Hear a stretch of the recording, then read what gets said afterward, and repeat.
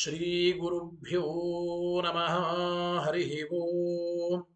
ಶ್ರಿಯಪ್ಪತ್ತೇ ನಿತ್ಯ ಗಣಿತ ಗುಣಮಾಣಿಕ್ಯ ವಿಶದ ಪ್ರಭಾಜಾಲೋಲ್ಲಾಸೋಪಹತ ಸಕಲಾವದ್ಯ ತಪಸೆ ಜಗಜ್ಜನ್ಮಸ್ಥೇಮ ಪ್ರಲಯ ರಚನಾಶೀಲ ವಪುಷೇ ನಮೋ ಶೇಷಾಮ್ನಾಯ ಸ್ಮೃತಿರುದಯ ದೀಪ್ತಾಯ ಹರಯೇ येन प्रादुरभामि भूमिमलये व्यस्तारिगो सन्ततिः प्रबोधिष्य श्रुतिपङ्कजं करुणया प्राकाशीतत्वं परं ध्वान्तं ध्वंसमनायि साधुनिकरश्चाकारे सनमार्गगः तेन व्यासदिवाकरेण सततं मात्याजि मे मानसम् व्याप्तिर्यस्य निजे निजे नमः सा पक्षे सपक्षे स्थितिः व्यावृत्तिश्च विपक्षतोत विषये शक्तिर्न वैबाधिते नैवास्ति प्रतिपक्षयुक्तिरतुलं शुद्धं प्रमाणं समे भूयात्तत्त्वविनिर्णयाय भगवानानन्दतीर्थो मुनिः भवति यदनुभावादेडमूकोऽपि वाग्मी जडमतिरपि जन्तुर्जायते प्राज्ञमौले सकलवचनचेतो देवता भारती सा मम वचसि निधत्तां सन्निधिं मानसे च रमानिवासोचितवासभूमि सन्न्याय रत्नावलि जन्मभूमि वैराग्यभाग्यो मम पद्मनाभतीर्थामृताब्धिर्भवताद्विभूत्यै पदवाक्य प्रमाणज्ञन् प्रतिवादिमदच्छिदः श्रीमदक्षोभ्यतीर्थाख्यानुपतिष्ठे गुरून्मम श्रीमदानन्दतीर्थार्य सन्मनः सरसे भुवि अनुव्याख्याननलिने चञ्चरीकति मे मनः न शब्दाब्दौ गाढाः न च निगमचर्चासु चतुराः न च न्याये प्रौढाः न च विदितवेद्या अपि वयं परं श्रीमत्पूर्णप्रमतिगुरुकारुण्यसरणिं प्रपन्नामान्यास्मः किमपि च वदन्तोऽपि महतां भगवता बादरायणेन प्राणिनां निःश्रेयसाय प्रणीतमपि ब्रह्ममीमांसाशास्त्रम् असाधुनिबन्धं ददमस अवकुण्ठितत्वेन प्रणीतमिव मन्यमानः भगवानन्दतीर्थमुनिः यथाचार्याभिप्रायं अस्य भाष्यं विधाय अनुभाष्यमपि करिष्यन् विलीन प्रकृतितया स्वयमन्तराय विदुरोऽपि अनवरतमीश्वर प्रवणकाय करणरुत्तिरपि नारायण प्रणामादिकम् पारीप्सितस्यानन्तराय परिसमाप्तेः प्रचयस्य च हेतुतया अवगीतशिष्टाचार परम्परादिना अवगतम् अवश्यं करणीयं शिष्यान् ग्राहयितुं ग्रन्थादौ निबध्नाति नारायणमिति नारायणं निखिलपूर्णगुणैकदेहम्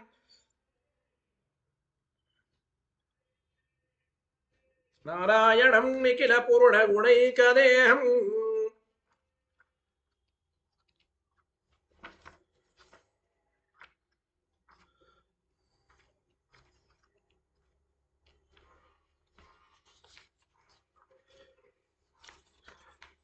नारायणं निखिलपूर्णगुणैकदेहं निर्दोषमप्यतममप्यखिलैः सुवाक्यैः अस्योद्भवादिदमशेषविशेषतोऽपि वन्द्यं सदा प्रियतमं मम सन्नमामि तमेव शास्त्रप्रभवं प्रणम्य जगद्गुरूणां गुरुवञ्जसैव विशेषतो मे परमाख्यविद्याव्याख्यां करोम्यन्वपि चाहमेव ॐ मथातो ब्रह्म जिज्ञासा ॐ श्रुतिक्षीराब्धिमामत्य धीमं दरमहीभृत प्राप्ता न्यायसुधा येन तं च इन्द्रमहं भजे बुधैरपि सुदुर्बोधे ग्रन्थे यन्मम साहसम् तत्पारयन्तु निपुणाः गुरुपादरजक्कणाः लौकिकफलं लक्षणामृतदोहिनीं गुरुवनुग्रहरूपां तां कामधेनुमुपास्महे मद्वोक्तिर्द्विनदी जयार्यशुभवाक् सूर्यात्मजा सङ्गमे ವ್ಯಾಖ್ಯಾಸ್ನಾನಮಹೋ ವಿಧಾಯ ನೃಹರೆ ಪ್ರಾಪ್ಯ ಪ್ರಸಾದಂ ಪರಂ ಪ್ರಾಪುರುಜೇ ಕೃತಕೃತ್ಯತಾಂ ಗತಮಲಾ ವಿದ್ಯಾದಿರಾಜಾದಯೋ ಯೋಗೀಶಾ ಕೃಪಯಂತು ತೇ ಜಯ ಮುನೇರ್ಭಾವಸ್ಯ ಬೋಧಾಯ ಮೇ ಶುಕೇನ ಶಾಂತ್ಯಾದಿಷು ವಾङ्ಮಯೇಷು ವ್ಯಾಸೇನ ಧೈರ್ಯಂ ಬುಧಿನೋಪಮೇಯಂ मनोजजिप्त्या मनसां निपत्य रघुत्तमाख्यं स्वगुरुं नमामि न दग्धं यस्य कौपीनम् अग्नौ दत्तमपि स्फुटं वेदौ व्यासगुरुं नौमि श्रीवेदेशनमस्कृतं सत्यनाथ गुरुः पातु योधीरो नवचन्द्रिकं नवामृतगदा तीर्थताण्डवानि विचीकृपथ आरूढः सहसा यतीन्द्रपदवीं गत्वा च वाराणसी तत्रत्यान् कुमत प्रचार निरतान् द्वैत दिग्धन्तिनः प्रौढार्थे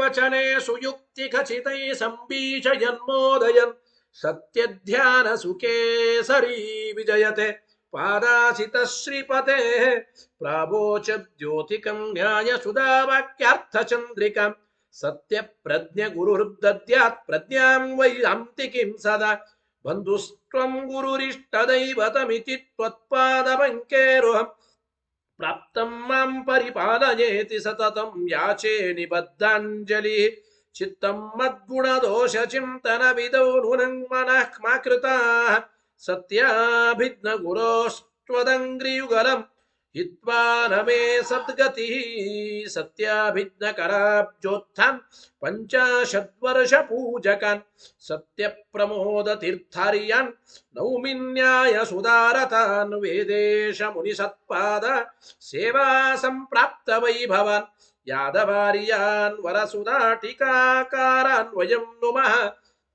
पृथ्वीमण्डलमध्यस्थाः पूर्णबोधमतानुगाः वैष्णवा विष्णुहृदयाः तान्नमस्ये गुरून् मम आपादमौलिपर्यन्तं गुरूणामाकृतिं स्मरेत् तेन विघ्नाः प्रणश्यन्ति सिद्ध्यन्ति च मनोरथाः शुभां ध्यायन्ति ये कामान् गुरुदेवः प्रसादजान् इतरान् आत्मपापोत्थान् तेषां विद्या फलिष्यते यैरहं शुकवत् सम्यक् शिक्षितोऽस्मि कृपालुभिः श्रीमत्सत्यात्मतीर्थार्यान् वन्दे विद्या गुरून् मम सप्रमोद कृपापात्रं जगत्पूज्य महागुरुं सदा सच्छास्त्रनिरतं श्रीसत्यात्मगुरुं भजे स्वस्त्यस्तु सतामखिल सन्मङ्गलानि भवन्तु श्रीगुरुभ्यो नमः हरिः ओम् ಅದ್ವೈತಿಗಳು ಮಾಡಿರತಕ್ಕಂತಹ ಅನುಮಾನಕ್ಕೆ ತತ್ವವಾದಿಗಳಾದ ನಾವು ದ್ವೈತಿಗಳು ದೋಷವನ್ನು ಕೊಡ್ತಾ ಇದ್ದೇವೆ. ನೋಡಿ, ಅವರ ಅನುಮಾನ ವಿಮತಂ ಸದಸದ್ವಿಲಕ್ಷಣಂ ಜ್ಞಾನಬಾಧ್ಯತ್ವಾತ್ ಶುಕ್ತಿರಜಿತವತ. ವಿಮತಂ ಅಂದ್ರೆ ವಿಮತಿ ವಿಷಯೀಭೂತವಾದ ಸಂಶಯಾಸ್ಪದವಾದ ಈ ಜಗತ್ತು ಸದಸದ್ವಿಲಕ್ಷಣವಾಗಿದೆ. ಸತ್ತು ಅಲ್ಲ, ಅಸತ್ತು ಅಲ್ಲ, ಸದಸದ್ವಿಲಕ್ಷಣ ಅಂದ್ರೆ ಅನಿರ್ವಚನೀಯ ಅಂತ ಅರ್ಥ. ಯಾಕೆ? ಜ್ಞಾನದಿಂದ ಬಾಧ್ಯವಾದ್ದರಿಂದ. ವಿಮತಂ ಸದಸದ್ವಿಲಕ್ಷಣಂ ಜ್ಞಾನಬಾಧ್ಯತ್ವ. ಶುಕ್ತಿರಜತ ಹೇಗೆ? ನೇದಂ ರಜತಂ ಎಂಬ ಜ್ಞಾನದಿಂದ ಬಾಧ್ಯವಾಗಿದೆ. ಆದ್ರೆ ಶುಕ್ತಿರಜತ ಇದು ಸದಸದ್ವಿಲಕ್ಷಣ ಅನಿರ್ವಚನೀಯ ಅಂತ ಅವರ ಅಭಿಪ್ರಾಯ ಹೇಳಿದ್ದಾರೆ. ಅದಕ್ಕೆ ನಾವು ಹೇತುವನ್ನ ಅಲ್ಲಿ ನಿರಾಕರಣೆ ಮಾಡ್ತಾ ಇದ್ದೇವೆ. ಜ್ಞಾನಬಾಧ್ಯತ್ವ ಎಂಬ ಹೇತುವನ್ನು ನಾವು ನಿರಾಕರಣೆ ಮಾಡ್ತಾ ಇದ್ದೇವೆ. ಜ್ಞಾನದಿಂದ ಬಾಧ್ಯವಾಗುವುದು ಅಂತಂದರೆ ಏನರ್ಥ? ಈ ಜ್ಞಾನಬಾಧ್ಯತ್ವ ಎಂಬ ಹೇತು ಶುಕ್ತಿರಜತದಲ್ಲಿ ದೃಷ್ಟಾಂತದಲ್ಲಿಯೂ ಇಲ್ಲ. ಹಿಂದೆ ಹೇಳಿದ್ದು ಸಾಧ್ಯನೂ ಇಲ್ಲ, ಹೇತುನೂ ಇಲ್ಲ. ಈಗ ಬಾಧ್ಯವಾಗಿರೋದು ಅಂದ್ರೆ ಅರ್ಥ ಏನು? ಪ್ರತಿಪನ್ನೋಪಾದವು ನಿಷೇಧ ಪ್ರತಿಯೋಗಿತ್ವಂ ಬಾಧ್ಯತ್ವಂ ಅಂತ ಹೇಳಬೇಕು. ನಮ್ಮ ರೀತಿ ಅನ್ಯಥಾ ವಿಜ್ಞಾತಸ್ಯ ಸಂಯುವಿಜ್ಞಾನಂ ಬಾಧಃ ನಮ್ಮ ಸಿದ್ಧಾಂತ ಪ್ರಕಾರ ನಾವು ಹೇಳಿದ್ದೀವಿ. ಅಂದರೆ ಮೊದಲು ತಪ್ಪು ತಿಳುವಳಿಕೆ, ತಪ್ಪು ತಿಳಿದದ್ದನ್ನು ಆಮೇಲೆ ಸರಿಯಾಗಿ ತಿಳಿಯೋದು, ಇದೇ ಬಾಧ ಬರೋದು ಅಂದ್ರೆ ಅರ್ಥ. ಅನ್ಯಥಾ ವಿಜ್ಞಾತ ಸಂವಿಜ್ಞಾನಂ ಬಾಧ ನಾವು ಹೇಳಿದ್ದೇವೆ. ನಾವು ಹೇಳಿರ್ತಕ್ಕಂಥ ಈ ರೀತಿ ಬಾಧದ ಲಕ್ಷಣವೇ ಯುಕ್ತ ಎಂಬ ಮಾತು ಹೇಳಬೇಕಾಗಿದೆ ಇವತ್ತಿನ ಪಾಠದಲ್ಲಿ. ಅವ್ರು ಹೇಳಿರ್ತಕ್ಕಂಥ ಪ್ರತಿಪನ್ನೋಪಾದವು ನಿಷೇಧ ಪ್ರತಿಯೋಗಿತ್ವ ಎಂಬ ಬಾಧ್ಯತ್ವ ಇದು ಶುಕ್ತಿರಜತದಲ್ಲಿ ಹೇಳಬೇಕು. ಅದಕ್ಕೆ ನಾವು ಹಿಂದೆ ಏನು ಹೇಳಿದ್ದೇವೆ? ಪ್ರತಿಪನ್ನೋಪಾದೋ ನಿಷೇಧ ಪ್ರತಿಯೋಗಿತ್ವ ಎಂಬ ಹೇತುನೂ ಇಲ್ಲ ದೃಷ್ಟಾಂತದಲ್ಲಿ, ಶುಕ್ತಿ ರಜತದಲ್ಲಿ ಸಾಧನ ವೈಕಲ್ಯ ಬರುತ್ತದೆ ಅಂತ ಅವರಂದ್ರು. ಅದ ಅಲ್ರಿ ಅಂತ ಒಂದು ಪ್ರಶ್ನೆ. ಮತ್ತೆ ಇಲ್ಲಿಂದ ಇವತ್ತಿನ ಪಾಠ ಆಗಬೇಕು. ನಾನು ಪ್ರತಿಪನ್ನೋಪಾದೌ ನಿಷೇಧ ಪ್ರತಿಯೋಗಿತ್ವಂ ಬಾಧ್ಯತ್ವಂ ಅಸ್ತೇವ ಶುಕ್ತಿ ರಜತಾದೌ. ನೋಡಿ, ಪ್ರತಿಪನ್ನೋಪಾದೌ ನಿಷೇಧ ಪ್ರತಿಯೋಗಿತ್ವ ಎಂಬ ಬಾಧ್ಯತ್ವ ಶುಕ್ತಿ ರಜತದಲ್ಲಿ ಉಂಟಲ್ಲ. ಯಾಕೆಂದ್ರೆ ಪ್ರತಿಪನ್ನವಾದ ಉಪಾಧಿ ಮುಂದಿರುವ ಒಂದು ಅಧಿಷ್ಠಾನ ಆಶ್ರಯ ಯಾವುದು? ಶುಕ್ತಿ. ಶುಕ್ತಿಯಲ್ಲಿ ಮುಂದೆ ನಾವು ಈ ಶುಕ್ತಿಯಲ್ಲಿ ರಜತ ಇಲ್ಲ, ರಜತತ್ವದ ನಿಷೇಧ ಮಾಡ್ತೇವೆ. ನಿಷೇಧಕ್ಕೆ ಪ್ರತಿಯೋಗಿ ಆಯಿತು ಶುಕ್ತಿ ರಜತ. ಪ್ರತಿಪನ್ನೋಪಾದೌ ನಿಷೇಧ ಪ್ರತಿಯೋಗಿತ್ವ ಎಂಬ ಬಾಧ್ಯತ್ವ ಶುಕ್ತಿ ರಜತದಲ್ಲಿ ಬಂತು. ದೃಷ್ಟಾಂತದಲ್ಲಿ ಹೇತು ಬರುತ್ತದೆ. ಸಾಧನ ವೈಕಲ್ಯ ಅಂತ ಹೇಗೆ ಹೇಳದರಿ ಅಂತ ಅವ್ರ ಪ್ರಶ್ನೆ. ಪ್ರತಿಪನ್ನೋಪಾದೌ ನಿಷೇಧ ಪ್ರತಿಯೋಗಿತ್ವಂ, ಈ ರೀತಿಯಾದ ಬಾಧ್ಯತ್ವ ಅಸ್ತೇವ ಶುಕ್ತಿ ರಜತಾದೌ, ಇಂಥ ಶುಕ್ತಿ ರಜತದಲ್ಲಿ ಉಂಟಲ್ಲ ಅಂದ್ರೆ ಮೈವಂ. ಹಾಗೆ ಹೇಳಬೇಡಿ, ಹಾಗೆ ಹೇಳಬೇಡಿ ಅಂತ.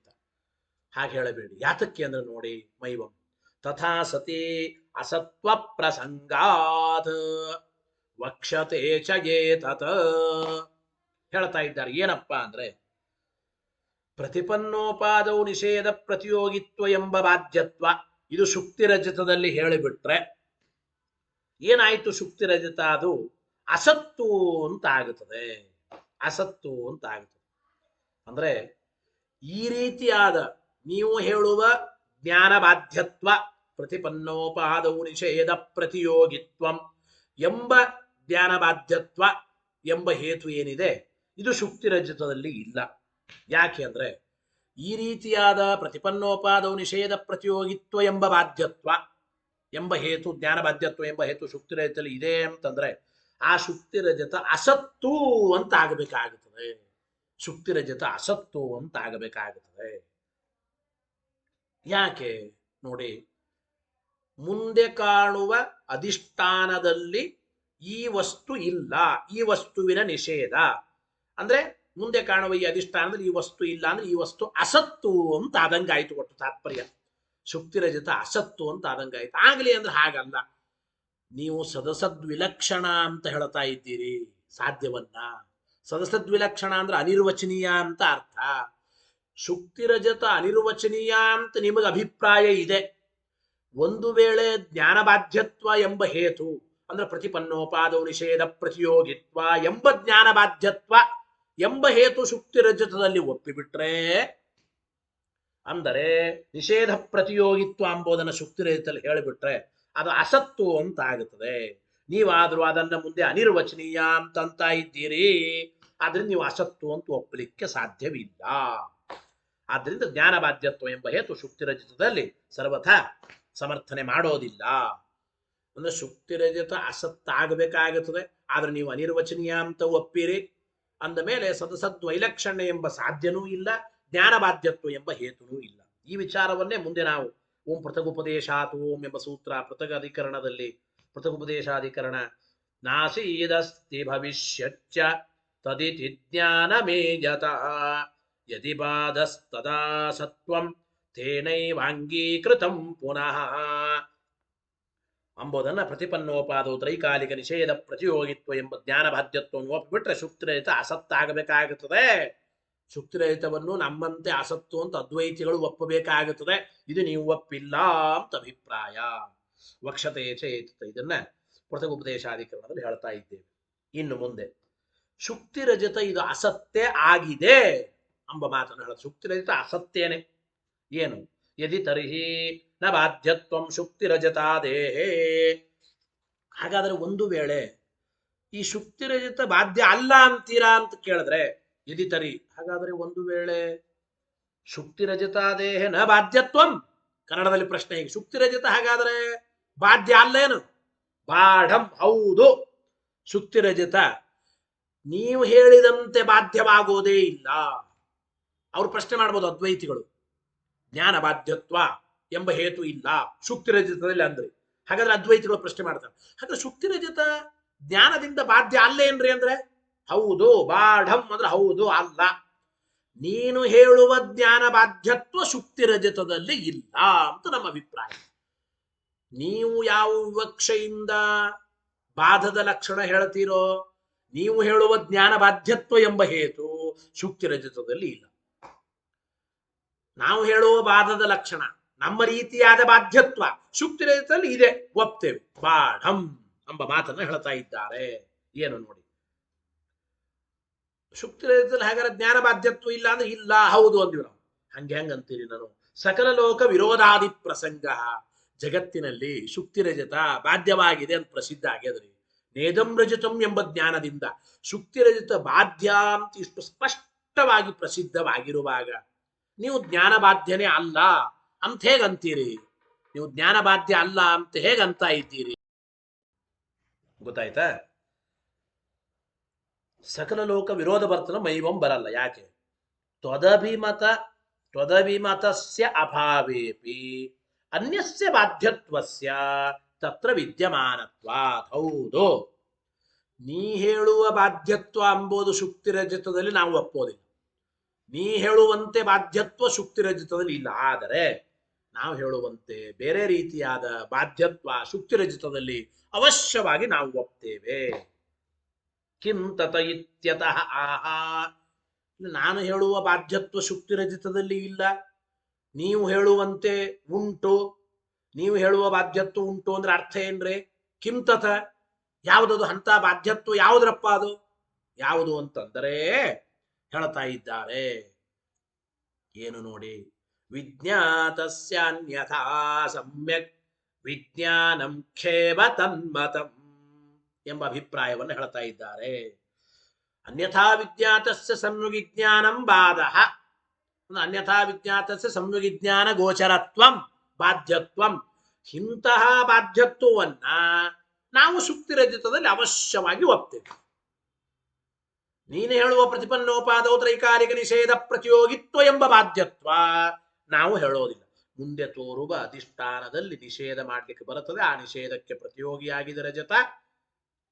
ಆದ್ದರಿಂದ ಪ್ರತಿಪನ್ನೋಪಾದವು ನಿಷೇಧ ಪ್ರತಿಯೋಗಿತ್ವ ಎಂಬ ಬಾಧ್ಯತ್ವ ಉಂಟು ಅಂತ ಹಿಂಗೆ ಒಪ್ಪಲ್ಲ ನಾವು.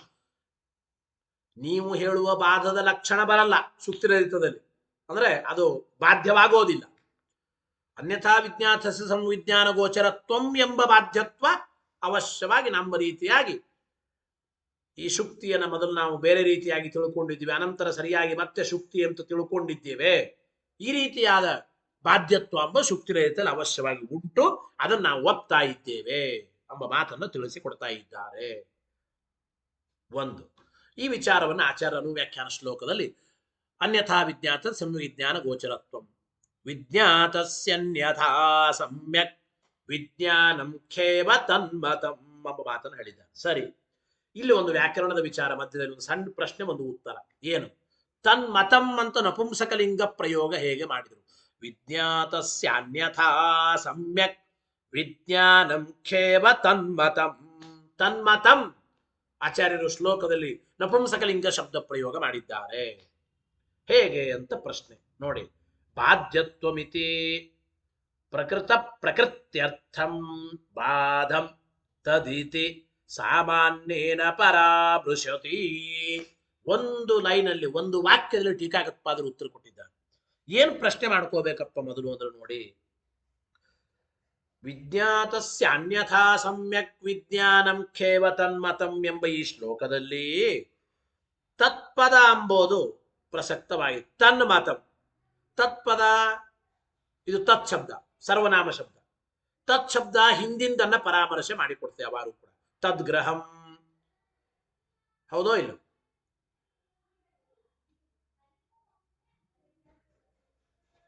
ಸಹ, ಅವನು. ತತ್ ನಪುಂಸಕಲಿಂಗ ಸರ್ವನಾಮ ಶಬ್ದದ ತತ್ ಶಬ್ದ.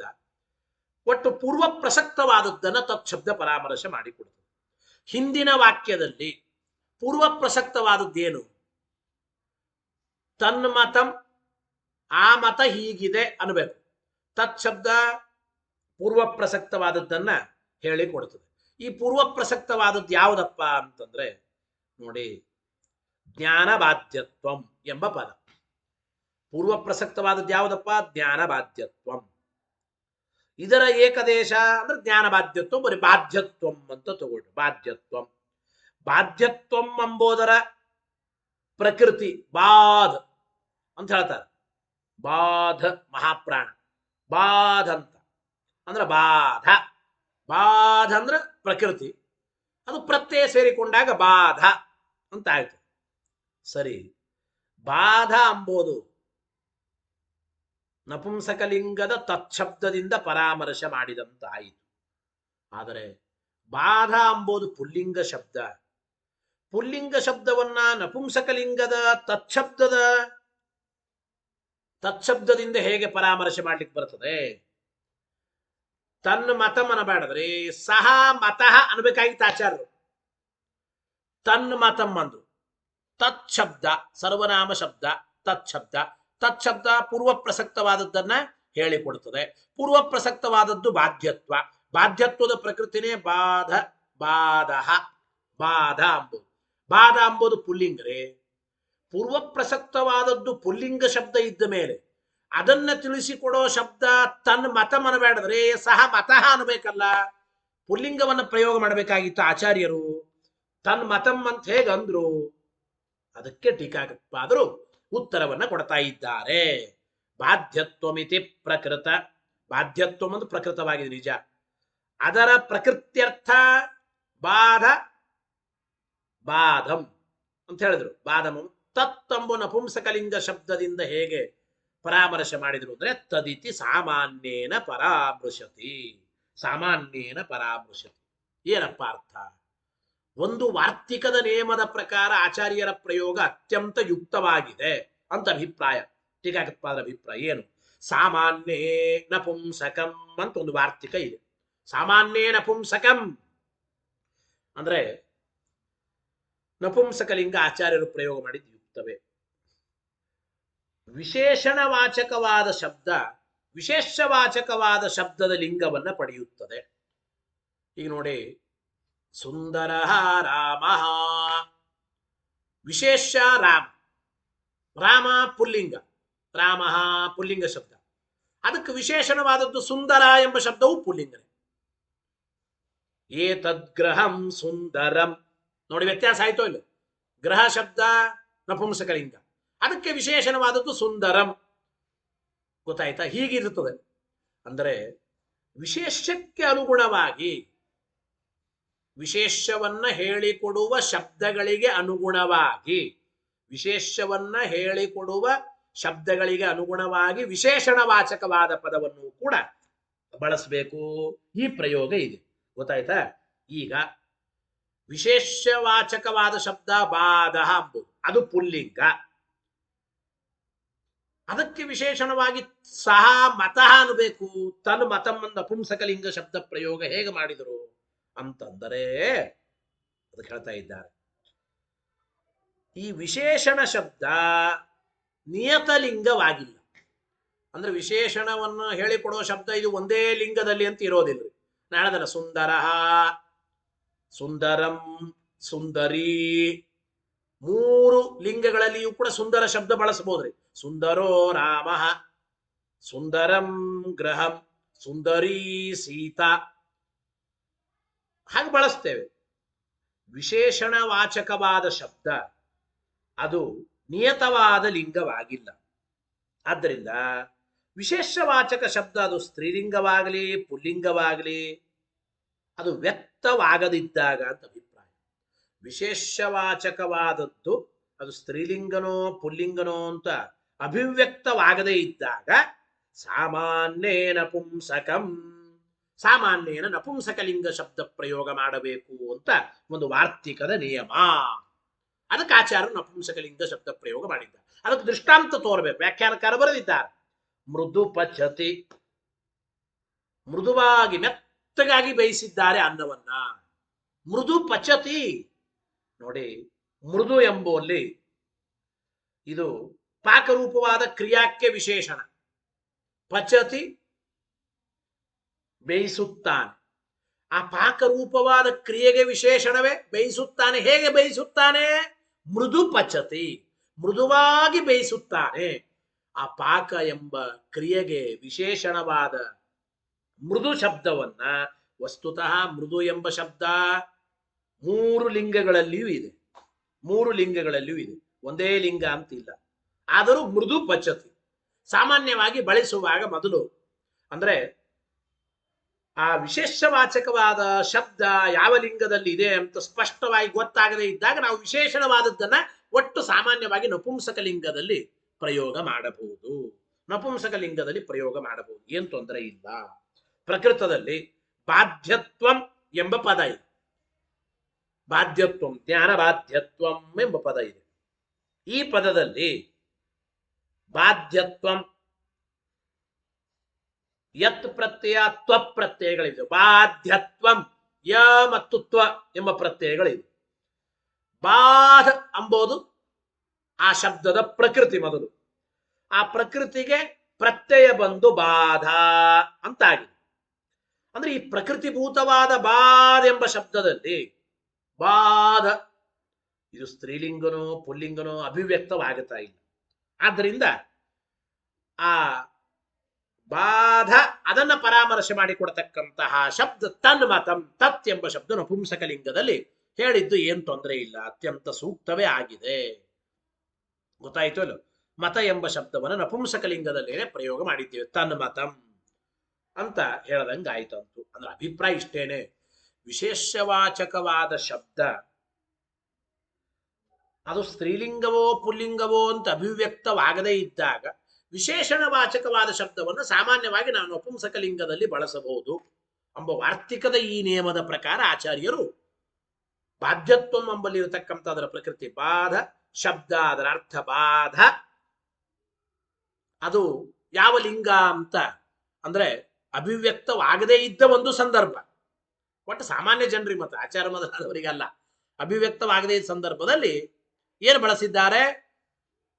ತನ್ಮತಂ, ತತ್ ಎಂಬ ಶಬ್ದ ಆ ಬಾಧವನ್ನ ಪರಾಮರ್ಶೆ ಮಾಡುವ ತತ್ ಶಬ್ದ ನಪುಂಸಕಲಿಂಗ, ಅದಕ್ಕೆ ಮತಂ ಎಂಬ ಶಬ್ದವನ್ನು ನಪುಂಸಕಲಿಂಗದಲ್ಲಿ ಬಳಸಿದ್ದಾರೆ. ನೋಡಿ, ಬಾಧ್ಯತ್ವಂ ಇತೇ, ಬಾಧ್ಯತ್ವಂ ಎಂಬಲ್ಲಿ ಪ್ರಕೃತವಾದದ್ದು, ಆ ಪ್ರಕೃತ್ಯರ್ಥ ಬಾಧ, ಆ ಬಾಧವನ್ನೇ ಪರಾಮರ್ಶೆ ಮಾಡುವ ತತ್ ಶಬ್ದ ಸಾಮಾನ್ಯವಾಗಿ ತದಿತಿ ಸಾಮಾನ್ಯೇನ ಪರಾಮರ್ಶತಿ, ಸಾಮಾನ್ಯತಃ ಅದನ್ನು ಪ್ರಯೋಗ ಮಾಡಿದ್ದಾರೆ. ಇಷ್ಟ ಅಭಿಪ್ರಾಯವನ್ನು ತಿಳಿಸಿಕೊಡ್ತಾ ಇದ್ದಾರೆ. ಇದಾದ ಮೇಲೆ ಇನ್ನು ಇಲ್ಲ, ಪ್ರತಿಪನ್ನೋಪಾದೌ ನಿಷೇಧ ಪ್ರತಿಯೋಗಿತ್ವ ಎಂಬುವ ಬಾಧದ ಲಕ್ಷಣವನ್ನು ಹೇಳಿದ್ರೆ ನಾವು ನಿರಾಕರಣೆ ಮಾಡಿದ್ವಿ. ಪ್ರತಿಪನ್ನೋಪಾದೌ ನಿಷೇಧ ಪ್ರತಿಯೋಗಿತ್ವ ಎಂಬ ಬಾಧದ ಲಕ್ಷಣ, ಇಂತಹ ಬಾಧ್ಯತ್ವ ಇದು ಶುಕ್ತಿ ರಹಿತದಲ್ಲಿ ಬರೋದಿಲ್ಲ, ಸಾಧನ ವೈಕಲ್ಯ ಅಂತ ನಾವು ಹೇಳಿದ್ದೇವೆ. ಅದಕ್ಕೆ ಅವರಂದ್ರು ಬೇರೆ ರೀತಿಯಾಗಿ, ಎರಡು ರೀತಿಯಾಗಿ ಬಾಧದ ಲಕ್ಷಣವನ್ನು ನಾವು ಹೇಳುತ್ತೇವೆ ಅಂದ್ರು. ಮುಂದೆ ಬೇರೆ ಎರಡು ರೀತಿಯಾಗಿ ನಾವು ಬಾಧದ ಲಕ್ಷಣವನ್ನು ಹೇಳುತ್ತೇವೆ. ಏನಪ್ಪ? ಕೇಚಿತ, ಕೆಲವರು ಹಿಂಗೆ ಹೇಳ್ತಾರೆ, ನೇದಂ ರಜತ ಮಿತಿ ಅಧ್ಯಸ್ಥ ವಸ್ತು ಅಭಾವಬೋಧಂ ಬಾಧಂ ಆಹುಹು. ನೇದಂ ರಜತ ಮಿತಿ ಅಧ್ಯಸ್ಥ ವಸ್ತು ಅಭಾವಬೋಧಂ ಬಾಧಂ ಅಂತ ಅಭಿಪ್ರಾಯ. ಏನಂತ ಇದ್ದಾರೆ ಕೆಲವರ ಅಭಿಪ್ರಾಯ ಅಂತಂದ್ರೆ ನೋಡಿ, ಆರೋಪಿತವಾದ ವಸ್ತುವಿನ ಅಭಾವ ಜ್ಞಾನವೇ ಬಾಧ. ಕನ್ನಡದಲ್ಲಿ ಹೇಳಬೇಕಾರೆ ಅಧ್ಯಸ್ಥ ವಸ್ತು ಅಭಾವ ಬೋಧಂ ಬಾಧಂ. ಏನು ಬಾಧ? ಬಾಧ ಅಂದ್ರೆ ಏನಪ್ಪ? ಅಧ್ಯಸ್ಥವಾದ ವಸ್ತುವಿನ ಅಂದ್ರೆ ಆರೋಪಿತವಾದ ವಸ್ತುವಿನ ಅಭಾವ ರೂಪವಾದ ಜ್ಞಾನವೇ ಬಾಧ. ಅಂದರೆ ಅಧ್ಯಸ್ಥವಾದ ವಸ್ತು ಇಲ್ಲಿ ಶುಕ್ತಿ, ಶುಕ್ತಿ ಆರೋಪಿತವಾಗಿದೆ. ಆರೋಪಿತವಾದ ಶುಕ್ತಿಯ ಅಭಾವ ರೂಪವಾದ ಜ್ಞಾನ ಅದೇ ಬಾಧ. ನೇದಂ ರಜತಂ, ಅಧ್ಯಸ್ಥವಾದದ್ದು ರಜತ, ಆ ರಜತದ ಅಭಾವ ರೂಪ ಜ್ಞಾನ ಅಂದ್ರೆ ನೇದಂ ರಜತಂ ಎಂಬ ಅಭಾವ ರೂಪವಾದ ಜ್ಞಾನ, ಇದೇ ಬಾಧ ಅಂತ ಕರೀತಾ ಇದ್ದೇವೆ ಅಂತ ಅವರಿಗೆ ಅಭಿಪ್ರಾಯ. ಅಪರೇತು. ಇನ್ನು ಕೆಲವರು ಏನು ಹೇಳ್ತಾರೆ ಅಂದ್ರೆ, ಇಲ್ಲ ಬಾಧ ಅಂದ್ರೆ ಇನ್ನೊಂದು ರೀತಿ ಹೇಳ್ಬಹುದು. ಏನು? ಶುಕ್ತಿರಿಯಂ ಇತಿ ವಿರೋಧಿ ಭಾವಾಂತರ ಜ್ಞಾನಂ. ಇದಂ ರಜತಂ ಎಂಬುದು ಒಂದು ಭಾವರೂಪವಾದ ವಸ್ತುವನ್ನು ತಿಳಿಸಿಕೊಡೋ ಜ್ಞಾನ, ಇನ್ನೊಂದು ಭಾವರೂಪವಾದ ಜ್ಞಾನವೇ ಬಾಧ ಅಂತ ಕೆಲವರು ಹೇಳ್ತಾರೆ.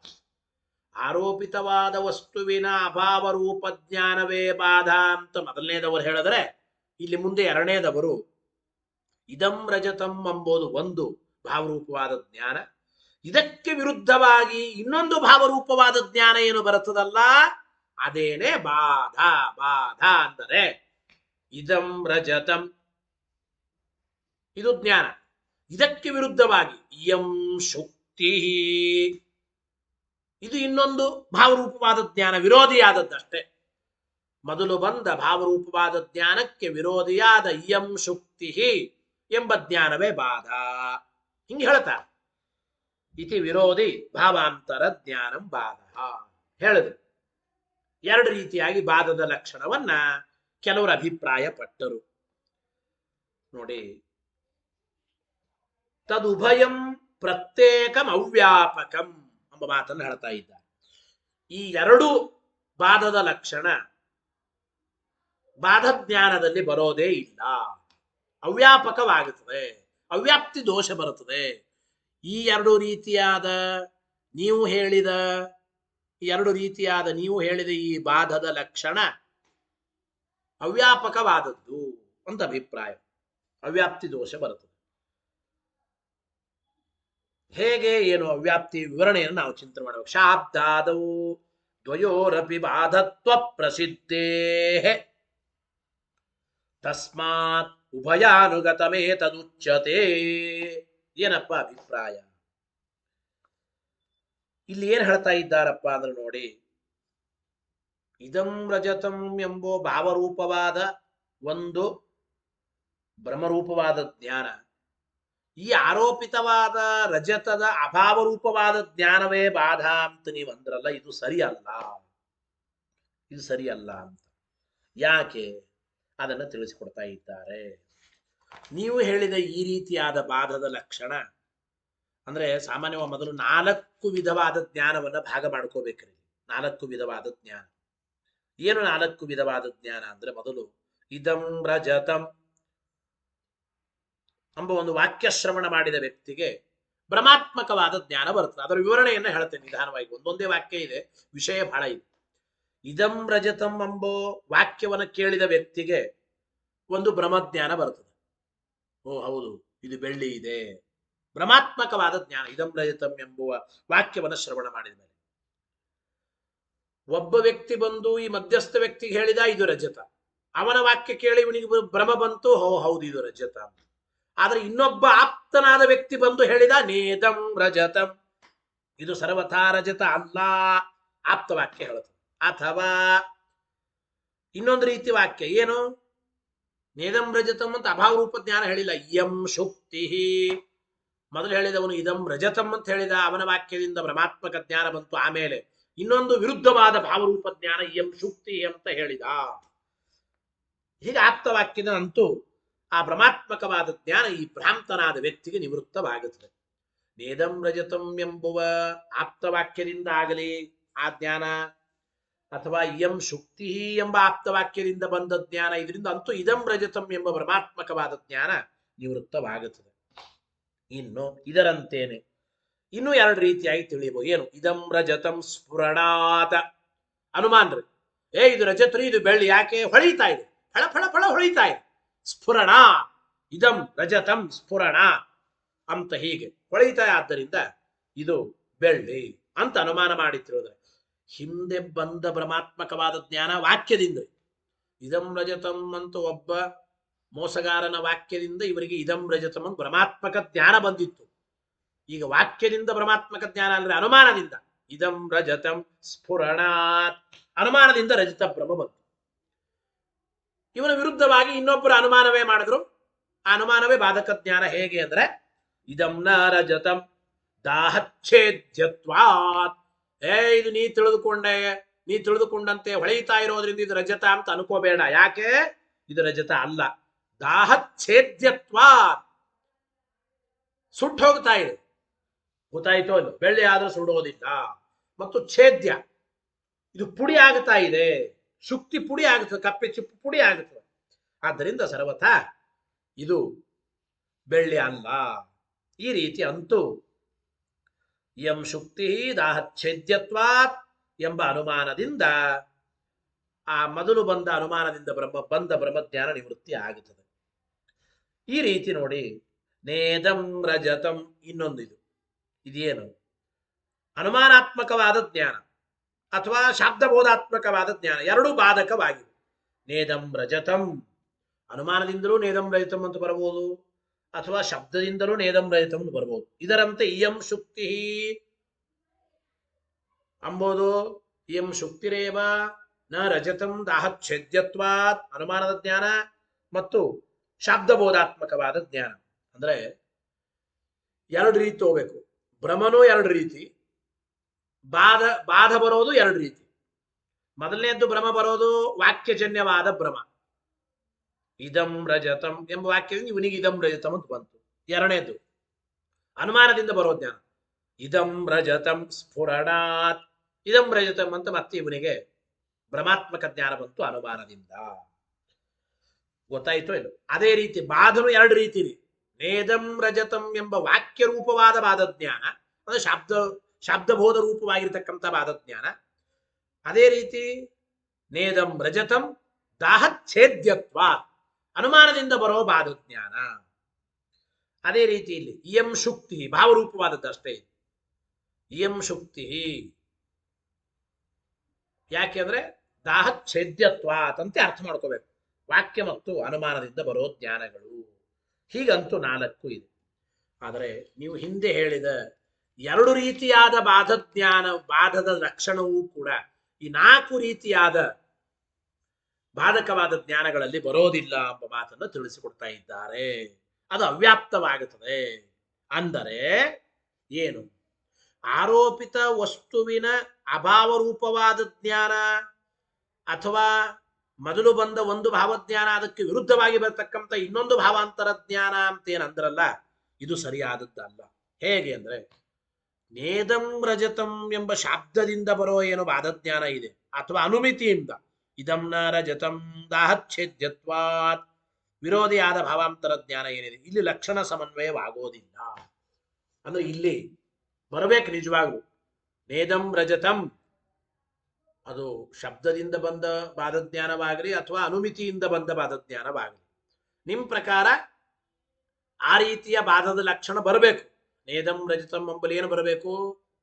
ಆರೋಪಿತ ವಸ್ತು ಅಭಾವ ರೂಪಂ ಜ್ಞಾನಂ ಬರಬೇಕು, ಅಥವಾ ವಿರೋಧಿ ಭಾವಾಂತರ ಜ್ಞಾನಂ ಅಂತ ಆಗ್ಬೇಕು ನೇದಂ ರಜತಂ. ಇದು ಆಗೋದಿಲ್ಲ ಅಂತ ತಿಳಿಸಿಕೊಡ್ತಾ ಇದ್ದಾರೆ.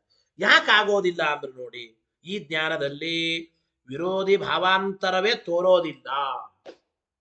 ನೇದಂ ರಜತಂ ವಿರೋಧಿಯಾದ ಇನ್ನೊಂದು ಭಾವರೂಪವಾದ ಜ್ಞಾನ ಅಂತಿದೆಯಾ? ನೇದಂ ರಜತಂ ಎಂಬ ಜ್ಞಾನ ಇದಂ ರಜತಂ ಎಂಬುದಕ್ಕೆ ವಿರೋಧಿಯಾದ ಭಾವರೂಪವಾದ ಜ್ಞಾನವ ಇದು. ನೇದಂ ರಜತಂ ಇದು ರಜತ ಅಲ್ಲ, ಅಭಾವರೂಪ ಜ್ಞಾನನೇ. ಮತ್ತೆ ಅದು ವಿರೋಧಿಯಾದ ಭಾವರೂಪವಾದ ಜ್ಞಾನ ಅಂತೂ ಅಲ್ಲ. ಆದ್ರಿಂದ ವಿರೋಧಿ ಭಾವಾಂತರ ಜ್ಞಾನಂ ಎಂಬ ಲಕ್ಷಣ, ಬಾಧದ ಲಕ್ಷಣ ನೇದಂ ರಜತಂ ಎಂಬ ಜ್ಞಾನದಲ್ಲಿ ಬರೋದಿಲ್ಲ. ಒಂದು ಇದರಂತೆ ಇಯಂ ಶುಕ್ತಿ, ನೀವಂದ್ರೆ ವಿರೋಧಿಯಾದ ಅಲ್ಲಿ ಹೇಳುವಾಗ ಅಂದ್ರೆ ಆರೋಪಿತವಾದ ವಸ್ತುವಿನ ಅಭಾವ ರೂಪವಾದ ಜ್ಞಾನ, ಆರೋಪಿತ ವಸ್ತು ಅಭಾವ ಬೋಧ್ಯತ್ವಂ ಅಂದ್ರೆ ಈ ಲಕ್ಷಣವೂ ಬರೋದಿಲ್ಲ. ಯಾಕೆ ಅಂದ್ರೆ ನೇದಂ ರಜತಂ ಎಂಬ ಜ್ಞಾನ ಈ ಒಂದು ಜ್ಞಾನ ವಿಷಯವಾದ ಶುಕ್ತಿ ಆರೋಪಿತವಾದ ವಸ್ತುವಿನ ಅಭಾವ ರೂಪವಲ್ಲ. ಇಯಂ ಶುಕ್ತಿ ಎಂಬುದು ಕೂಡ, ಇಯಂ ಶುಕ್ತಿ ಎಂಬುದು ಒಂದು ಬಾಧಜ್ಞಾನ. ಇಲ್ಲಿ ನೀವು ಹೇಳಿದಂತೆ ಬಾಧದ ಲಕ್ಷಣ ಬರಬೇಕ್ರಿ, ಬರೋದಿಲ್ಲ. ಬಾಧದ ಲಕ್ಷಣ ಏನು? ಆರೋಪಿತ ವಸ್ತು ಅಭಾವ ಬೋಧಂ ಬಾಧಂ ಅಂದಿದ್ದಾರೆ. ಆರೋಪಿತವಾದ ವಸ್ತುವಿನ ಅಭಾವ ರೂಪವಾದ ಜ್ಞಾನ. ಇಯಂ ಶುಕ್ತಿ ಎಂಬುದು ಆರೋಪಿತವಾದ ವಸ್ತು ರಜತ, ಅದರ ಅಭಾವ ರೂಪವಾದ ಜ್ಞಾನವ ಇಯಂ ಶುಕ್ತಿ ಎಂಬುದಲ್ಲ. ಅದೇ ರೀತಿ ವಿರೋಧಿಯಾದ ಭಾವರೂಪವಾದ ಜ್ಞಾನವ ನೇದಂ ರಜತಂ ಎಂಬುದಲ್ಲ. ಅಂದ್ರೆ ನೇದಂ ರಜತಂ ಎಂಬ ಬಾಧಜ್ಞಾನವಾಗಲಿ ಇಯಂ ಶುಕ್ತಿ ಎಂಬ ಬಾಧಜ್ಞಾನವಾಗಲಿ, ನೀವು ಹೇಳುವ ಎರಡು ರೀತಿಯಾದ ಆ ಬಾಧದ ಲಕ್ಷಣ ಈ ಜ್ಞಾನಗಳಲ್ಲಿ ಬರೋದಿಲ್ಲ. ಆದ್ದರಿಂದ ಅವ್ಯಾಪ್ತಿ ಅಂತ ಅರ್ಥ ಮಾಡ್ಕೋಬೇಕ್ರಿ. ನಿಧಾನವಾಗಿ ಅದನ್ನು ತಿಳಿಬೇಕು. ನೇದಂ ರಜತಂ ಎಂಬುದು ಇದಂ ರಜತಂ ಎಂಬ ಜ್ಞಾನಕ್ಕೆ ವಿರುದ್ಧವಾದ ಇನ್ನೊಂದು ಭಾವರೂಪವಾದ ಜ್ಞಾನ ಅಂತಂತೀರ ಅಲ್ಲ. ವಿರೋಧಿ ಭಾವಾಂತರ ಜ್ಞಾನಂ ಬಾಧ ಅಂತೂ ಅಲ್ಲಿಲ್ಲ. ಅಥವಾ ಇನ್ನೊಂದು ಬಾಧ ಜ್ಞಾನ ಅಂದ್ರೆ ಇಯಂ ಶುಕ್ತಿ ಎಂಬುದು. ಇಯಂ ಶುಕ್ತಿ ಎಂಬ ಜ್ಞಾನ ಇದು ಆರೋಪಿತವಾದ ವಸ್ತುವಿನ ಅಭಾವ ರೂಪವಾದ ಜ್ಞಾನವಾ? ಅಲ್ಲ. ಯಾಕೆ? ಆರೋಪಿತವಾದ ವಸ್ತು ರಜತ, ರಜತದ ಅಭಾವ ರೂಪವಾದ ಜ್ಞಾನ ಆಗ್ಯದೇನೆ ಇದು. ಇಯಂ ಶುಕ್ತಿ ಎಂಬುದು ರಜತದ ಅಭಾವ ರೂಪವಾದ ಜ್ಞಾನ ಆಗಿದೆಯಾ? ಆಗಿಲ್ಲ. ಆದ್ದರಿಂದ ಇಷ್ಟಾರ್ಥ ಇಲ್ಲಿ ಒಂದು ವಾಕ್ಯಕ್ಕೆ ತದು ಭಯಂ ಪ್ರತ್ಯೇಕಂ ಅವ್ಯಾಪಕಂ. ಯಾಕೆ? ಶಾಬ್ದಾದೌ ದ್ವಯೋರಪಿ ಬಾಧತ್ವ ಪ್ರಸಿದ್ಧೇ. ಶಬ್ದ ಮುಂತಾದವುಗಳಿಂದ ಬರತಕ್ಕಂಥ ಎರಡು ರೀತಿಯ ಬ್ರಹ್ಮಸ್ಥಳಗಳಲ್ಲಿಯೂ ಕೂಡ ನೀವು ಹೇಳಿದ ಎರಡು ರೀತಿಯ ಅಂದ್ರೆ ಬಾಧದ ಲಕ್ಷಣ ಇರೋದಿಲ್ಲ. ಆದ್ದರಿಂದ ನಾವು ಹೇಳಿರತಕ್ಕಂತಹ ತಸ್ಮಾತ್ ಉಭಯಾನುಗತಮೇತತ, ನಾವು ಹೇಳಿದ ಬಾಧದ ಲಕ್ಷಣ ಎರಡು ಕಡೆಯೂ ಇದೆ. ಅನ್ಯಥಾ ವಿಜ್ಞಾತಸ್ಯ ಸಮ್ಯ ವಿಜ್ಞಾನಂ ಬಾಧಃ. ಇದು ಬಾಧದ ಲಕ್ಷಣ ಹೇಳಿದ್ದು ನೋಡಿ. ನೇದಂ ರಜತಂ, ಮೊದಲು ರಜತ ಅಂತ ತಿಳ್ಕೊಂಡಿದ್ವಿ, ಆದರೆ ಇದು ರಜತ ಅಲ್ಲ, ಅನ್ಯಥಾ ವಿಜ್ಞಾತವಾಗಿತ್ತು. ಈ ಆರೋಪಿತ ಪದಾರ್ಥ, ಸಾರಿ, ಈ ಅಧಿಷ್ಠಾನ ಎಂಬುದು ಈಗ ಅನ್ಯಥಾ ವಿಜ್ಞಾತವಾಗಿತ್ತು. ನೇದಂ ರಜತಂ ಎಂಬ ಈ ಬಾಧಕ ಜ್ಞಾನ ಬಂದ ಮೇಲೆ ಆ ಶುಕ್ತಿ ಯಥಾರ್ಥವಾಗಿ ವಿಜ್ಞಾತವಾಯಿತು. ಅನ್ಯಥಾ ವಿಜ್ಞಾತ ಸಮ್ಯಕ್ ವಿಜ್ಞಾತವಾಯಿತು. ಅನ್ಯಥಾ ಸಮ್ಯಕ್ ವಿಜ್ಞಾನ ಬಾಧ ಎಂಬುದು ನಾವು ಹೇಳಿದ ಬಾಧದ ಲಕ್ಷಣ ಬರುತ್ತದೆ.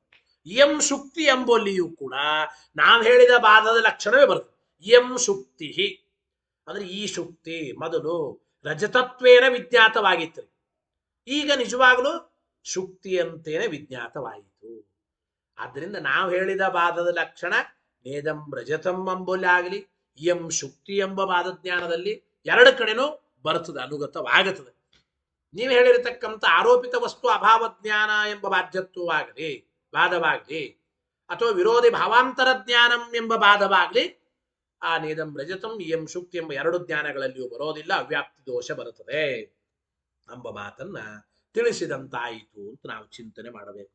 ಇನ್ನು ನಮ್ಮ ರೀತಿ ಅದನ್ನೇ ಸಮನ್ವಯ ಮಾಡ್ತಾ ಇದ್ದಾರೆ ನೋಡಿ. ಏನು ನಮ್ಮ ರೀತಿ ಸಮನ್ವಯ ಮಾಡ್ತಾ ಇದ್ದಾರೆ?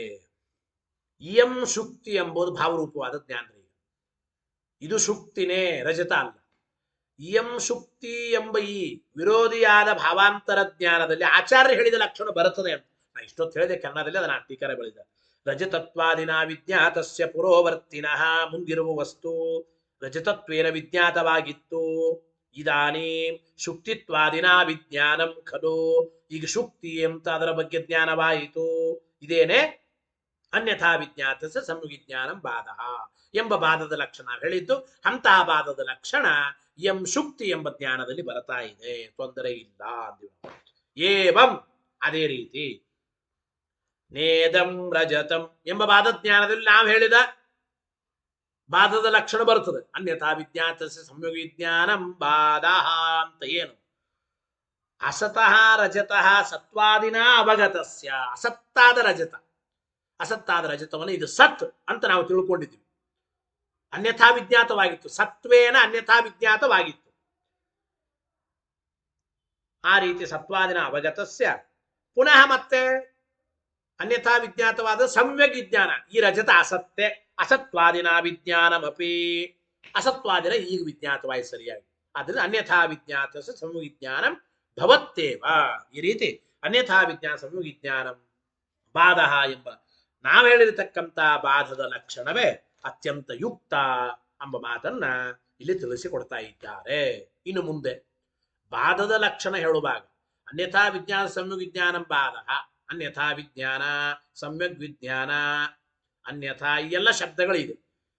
ಈ ಬಾಧದ ಲಕ್ಷಣ ಹೇಳುವ ಈ ಲಕ್ಷಣದಲ್ಲಿ, ಬಾಧದ ಲಕ್ಷಣಗಳಲ್ಲಿ ದಳಕೃತ್ಯ ವಿಚಾರ, ಅನ್ಯಥಾ ಸಮ್ಯಗ್ ವಿಜ್ಞಾನ, ಬರೇ ವಿಜ್ಞಾನ, ಸಮ್ಯಕ್ ವಿಜ್ಞಾನ, ಈ ಒಂದೊಂದು ಶಬ್ದಗಳು ಯಾತಕ್ಕೆ ಬೇಕು, ದಳಕೃತ್ಯ ವಿಚಾರ ಏನು, ಆ ವಿಚಾರವನ್ನು ತಿಳಿಸಿಕೊಡ್ತಾರೆ. ಅದು ಮತ್ತೆ ನಾಳಿನ ಪಾಠದಲ್ಲಿ ತಿಳಿಯೋಣ ಅಂತ ಹೇಳ್ತಾ, ಮುಂದೆ ಇನ್ನು ಅವರು ಕೂಡ ನಾವು ಹೇಳಿದ ಬಾಧದ ಲಕ್ಷಣಕ್ಕೆ ಮತ್ತೆ ಅತಿವ್ಯಾಪ್ತಿ ಶಂಕೆ ಮಾಡ್ತಾರೆ. ಆ ಅತಿವ್ಯಾಪ್ತಿ ಆದಿ ದೋಷಗಳು ಬರೋದಿಲ್ಲ ಎಂಬ ವಿಚಾರವನ್ನ ಮುಂದೆ ನಾಳಿನ ಪಾಠದಲ್ಲಿ ತಿಳಿಯೋಣ ಅಂತ ಹೇಳ್ತಾ, ಹರಯೇ ನಮಃ. ಶ್ರೀಕೃಷ್ಣಾರ್ಪಣಮಸ್ತು. ಅನೇನ ಭಾವಿಯತ್ ಪುಣ್ಯಂ ತದಾಪ್ನೋತು ಗುರುರ್ಮಮ. ಮಧ್ವೇಶಾರ್ಪಣಮಸ್ತು.